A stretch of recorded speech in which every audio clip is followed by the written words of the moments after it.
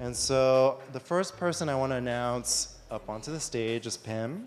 Phim is the founder of Hodge Studios, a multidisciplinary design, strategy, and life coaching studio. Her previous work incarnations include being a senior product marketing manager and a global marketing solutions manager at the Washington Post, a senior designer at Politico, and co-chair at AIGA's National Diversity and Inclusion Task Force.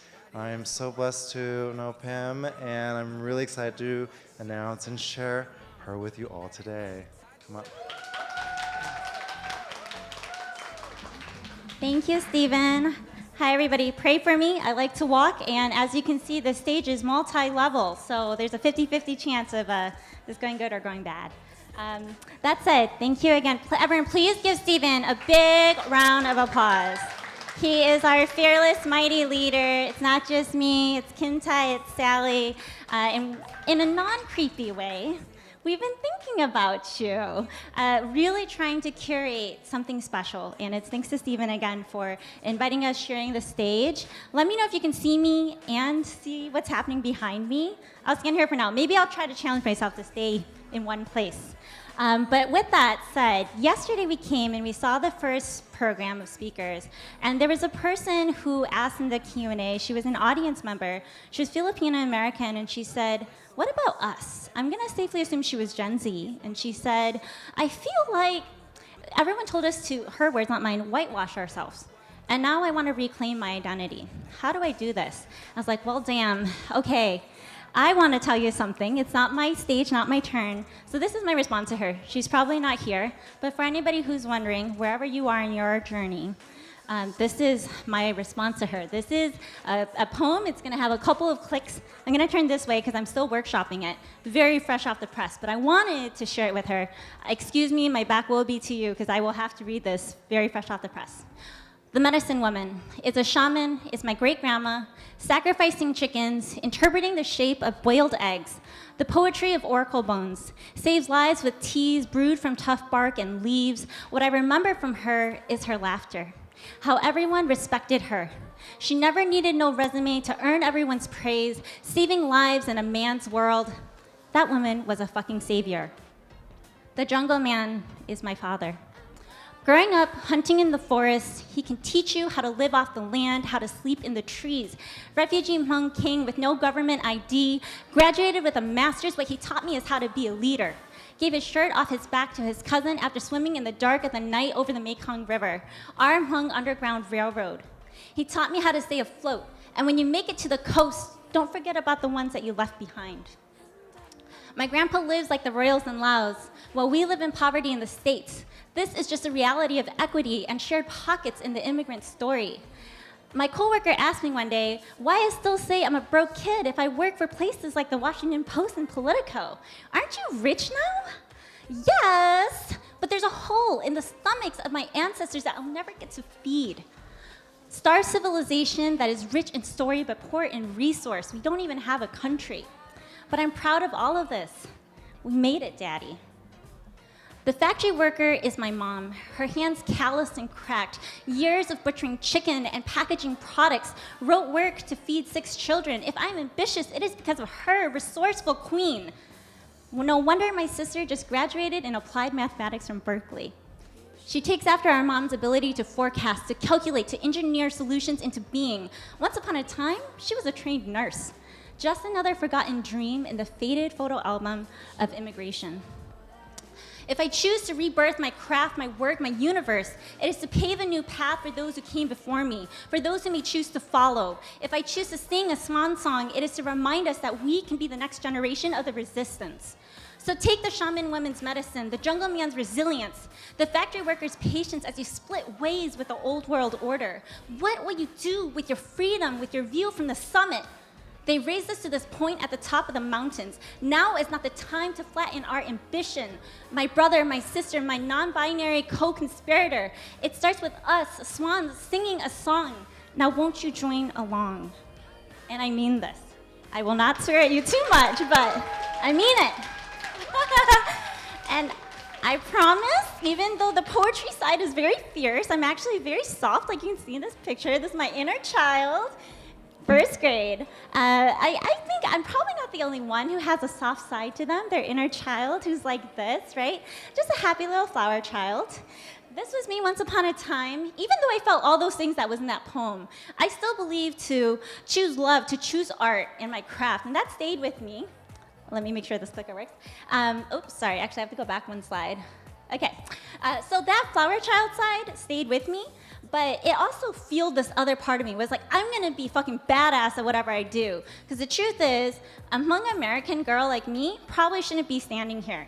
Had I grown up in the refugee camp that I was born in, the truth is I would have been treated like a second-class citizen. I say this with no hatred to my family, but I have a family member who's a male, who was born around the same time as me. And if we had grown up together side by side in the refugee camps, I think he would have been the one who had the education. He would have been the one who was invested in, not me. So the fact that I am, where I stand with all of you, with an undergrad degree, having worked at all the places I have, this is something special, not just for me, but for my culture. So it's not a clap for me, it's more like a thank God I made it. But because I made it, I was kind of like Steven. I was like, I gotta do the most, man. I gotta make the most of this. So doing the most in just one summer, I just gotta tell you the truth. It included working for a UN conference project that I was helping organize, helping plan, and helping do a workshop for. I was working full-time at the Washington Post. I was doing a separate conference that was week-long and organizing that. And then I was also teaching a leadership class and probably 5 other things. So I was doing the most. So you saw a preview. This is Patrick. Sorry if you love him. I do. And his podcast, he actually says, doing the most. That was me. I was doing the most a little too much. And I hope you don't feel overwhelmed hearing my list of to-dos. But while I was doing the most, I was like, oh, wait, there's a problem here. I'm kind of losing the magic. I'm losing that little kid version of me. Because the work feels fun, and it feels demanding, and it's aligned with my heart. But this other thing was happening. If you see this is a picture of me actually reading tarot cards. The truth is there's like another whole side to me, holistic healing side. If you saw me earlier before the talk, I was actually reading tarots for B and for Jess.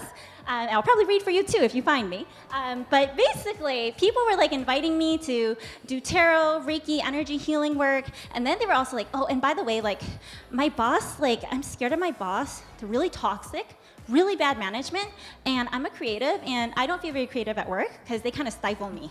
I was like, oh shoot, what should we do about that? And they're like, can you go and like give a talk to my team, be really professional because you work at all these great places, and say all the things I can't say to my boss. Like, don't be a friggin' bully, dude. Isn't that obvious? But I don't know about you. In the creative community and industry, there are a lot of bullies, right? And they always somehow make it to the top. So I was like, all right, I'll be the truth sayer. I'll come out and I will do whatever you need me to do to help you wrap your arms around the creative community and serve in a different way. And so at this point in my career, it was 2020. I don't know about you, but I was sitting at home in 2020. And I was like, oh my God, the world's really effed up. What do I do about it? How can I help people? Because people are feeling lonely, they're feeling sad. And I was like, and I only have one life. How do I serve people? Where do I go? Because I could keep making millions, literally, for the Washington Post, not for myself, but for the Post. And this was important. It was during the Trump era. Now that I no longer work, I don't have to be so neutral. I'll tell you, I was like, I have to work here to help save democracy for America, right?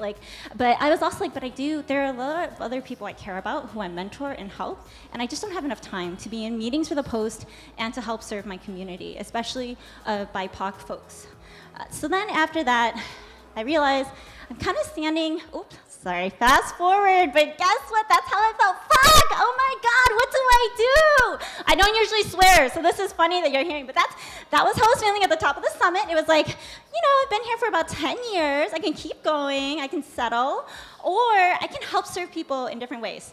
As a tarot card reader, because you can actually save someone's life that way, believe it or not. You can say, I'm telling you right now, if you stay with this person, I know the cards are telling me the truth, and it is the truth. It's not good for you, right? And so there were powerful things that I could do that I could only do as a holistic healer, as a coach, etc. But standing at the tipping point, at the top of the mountain, it sort of feels more like a break point. Like, you want me to break away from all that I know? All that, is safe for me? Fuck! No! It wasn't a hallelujah at the top of the mountain. But then I realized, wait a second. This is kind of part of the Asian American identity too. Stephen talked earlier about how our parents, our community, they always tell us, be a lawyer, be someone in finance. I can't do math. I can't do that. I'm sorry, that stereotype doesn't work for me. So I was like, so how can I contribute to this era, this chapter of the Asian American story? Well, I can't do math, like I said, but instead I can reach people. And I have. One of the things I did when I quit my full-time work was I started my own studio. It's called Ho Studio, H-A-W-J. That's actually her, for any of my Hmong people over here in Yeojong. And I wanted to honor my Hmong lineage, but beyond that, I wanted to serve people as a coach, a life coach. And what I found over time was a lot of women of color, especially Asian girls, they would send me LinkedIn messages and say, you know, I don't need a coach right now, but I'm so grateful you're here. I didn't even know that we could get help or that someone like you existed. Thank you. I was like, oh wow, we've arrived at a different place in a different way I would have ever imagined. Thank goodness. And this is important. So I'll just pause and say, it's important that I decided to do this, but it's important for me to talk about this quote that's up here. I needed to make a change because the truth is, you know how I said, oh, I give a lot of talks to these creative teams. One of the stats I share is an old one from Adobe. It says only 1 in 4 people believe they're living up to their creative potential. And in fact, there's a new updated one from a report that the Harvard Business Review said that basically what this means, essentially, the math's a little funky. Like I said, I'm not good at math, but really between these two resources, you can see here a huge number of the American workforce doesn't feel creative. That's sad and scary, especially for us like this, right, in this room, the Asian Creative Festival. I'm going to safely assume the majority of you are all creative, at least creative by nature, but not creative in the work that you produce and the outcomes. Usually this is not because of you, it's not because of your soul and what you're capable of. It's more because of the confines of work, the constraints of clients, et cetera, right? I see some nodding heads. And so this is why I was like, I need to make a change. I'm standing at the top of the mountain. I can keep going, or I can be more creative. I can model this firsthand. And I can also remind other people of quotes like this. Okay, so I also thought about something else within my Asian identity for why do I need to make this shift happen, and how do I speak about it with people like all of you?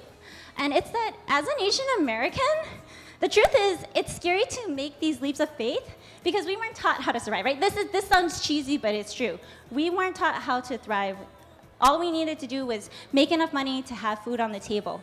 And if we were taught to dream, it's for someone else, right? It's my mom's dream of me, or it's her mom, or her dream of how she can talk about me to her friends. Honestly, my parents are pretty nice and they're pretty shy, so they don't mention what their kids are all about, but I know my aunties and uncles feel this way, right? And so I was like, man, I have to make this shift, and I wanted to share this with all of you, because you may be thinking at the back of your head, okay, easy for you, Phim, that was very brave of you, but I can't do that because someone's gonna tell me, you're breaking my heart, why did you make those shifts in your life at the top of the mountain? But you get to a certain point in your adulthood where you're looking at yourself, future, past self, me too, like looking at you, you're looking at me, you know, like what are you gonna choose? The version of you that makes everybody else proud of you and happy, or the version that makes you feel fulfilled, right? Wouldn't it be funny if I wore that? But anyway, so how can we move you? Because the goal is, I want to tell you my story, but it's not about me, it's about you. So how can I help you move from the breaking point to the tipping point? In our lives, we have these big moments where we can feel crushed at the summit, where we know we can do something amazing, but we're too afraid to, right? And for me as a life coach and as a business coach, I tend to try to help move my clients along. Today, you're not my clients, you're my family. And this is, I know that can sound toxic, but I don't mean it in a toxic way, but I'm serious and I'm for real. You probably have a breaking point and a tipping point in your head, and I want you to really sit with this and reflect. What is your breaking point? How do we get you from your breaking point to your tipping point? You may not come to the answer right here, and that's okay. I just wanted you to think about this and have this be what kickstarts it for you.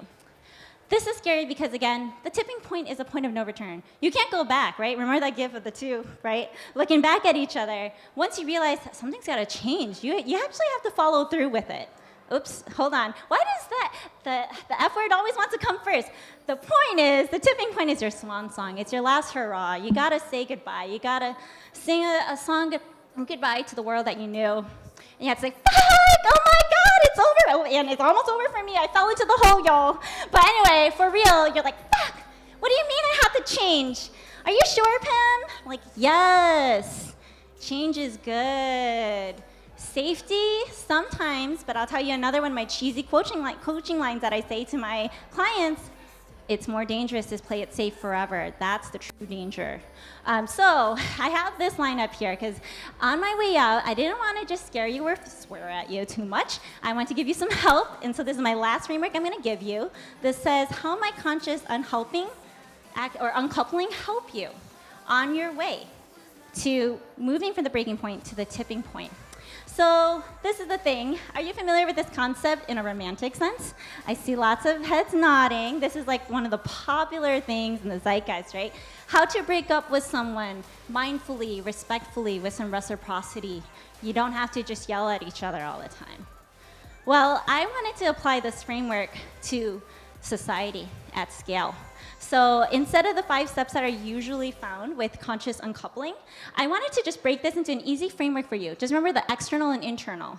On the external side, when you're breaking up, when you're letting go and releasing, you want to acknowledge like this situation, this relationship, this dynamic, it's no longer working.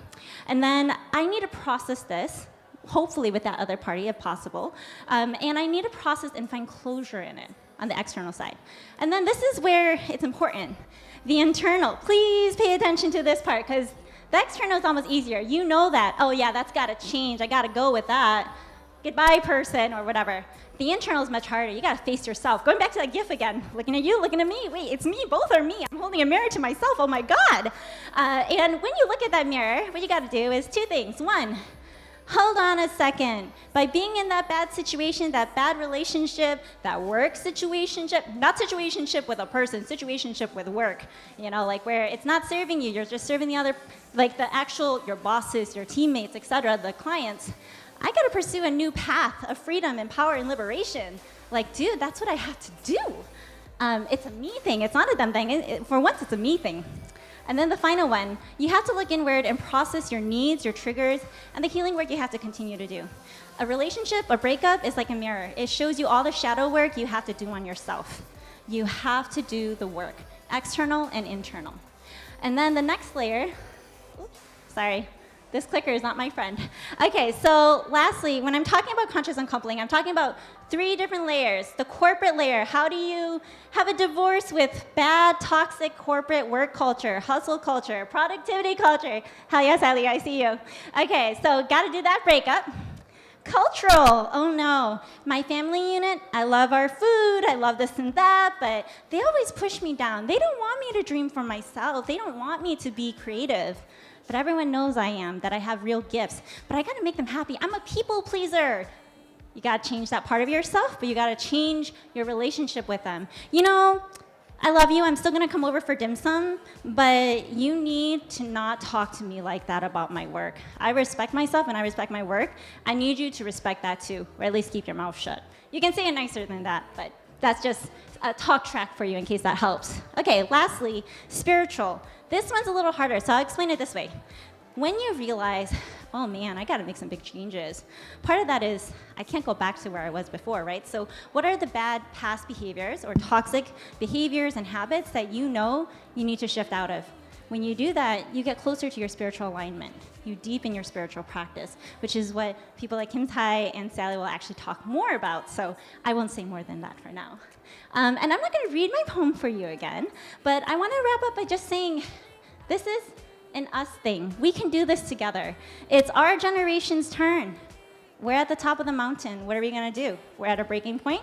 How do we push ourselves to the tipping point? It can be that simple. And I'm gonna be cheesy. I'm gonna just read the last little stanza. It starts with us, swan singing a song. Now won't you sing along? And then my final, oh, thank you for the mini applause, it's all good. My final slide is, please don't be a stranger, not just to myself, and now this is the next level of cheesy. Don't be a stranger to your own self, to your creative self, to your inner child. You gotta do the work, the conscious uncoupling. When you're at that breaking point, remember, it's about the tipping point, and I can do this. And if you need any motivation, any coaching, you can come find me. You just go to phimher.com. I do group trainings and workshops, do tarot, Reiki, meditation, and I love to hold space for community. I'm in DC, so if you're ever like, I'm in DC, come find me, because I will meet you there. All right, with that, thank you to all of you. I'll give the mic back to Stephen.